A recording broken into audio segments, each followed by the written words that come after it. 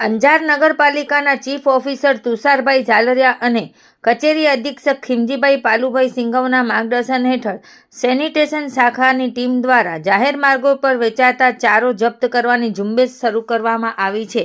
જેના ભાગરૂપે આજરોજ તારીખ 17/12/2025ના સેનિટરી ઇન્સ્પેક્ટર જીતેન્દ્રભાઈ જોશી, વિનોદભાઈ સામળિયા અને વિજયભાઈ આયડી, રામજીભાઈ બબાભાઈ, મામદ હુસેન કુંભાર, સલીમ કુંભાર, મહેન્દ્ર આદિવાલ દ્વારા ઝુંબેશની કામગીરી શરૂ કરવામાં આવી હતી, જેમાં શહેરના જુદા જુદા વિસ્તારમાંથી જાહેર માર્ગો પર ગેરકાયદેસર વેચાતા રંજકા સહિતના ચારાનો જથ્થો છેલ્લા 2 દિવસમાં 30 મણ જેટલો જપ્ત કરવામાં આવ્યો હતો. જપ્ત કરાયેલો જથ્થો શહેરની નંદી શાળામાં મોકલી આપવામાં આવ્યો હતો. નગરપાલિકાની ટીમ દ્વારા કરવામાં આવેલી આ કામગીરીને નગરપાલિકાના પ્રમુખ વૈભવભાઈ કોડરાણી, ઉપપ્રમુખ શિલ્પાબેન બુધભટ્ટી, કારોબારી ચેરમેન પાર્થભાઈ સોરઠિયા, શાસક પક્ષના નેતા નિલેશગીરી ગોસ્વામી, દંડક કલ્પનાબેન ગોર, જાહેર આરોગ્ય સમિતિના ચેરમેન વિનોદભાઈ ચોટારાએ આ બાબતે સહકાર આપવા શહેરીજનોને અપીલ કરી હતી. અત્રે ઉલ્લેખનીય છે કે શહેરમાં આ રીતે વેચાતા ચારાના કારણે જાહેર માર્ગો પર રખડતા ઢોરોના કારણે નાના મોટા અકસ્માતના બનાવો બનતા હોય છે,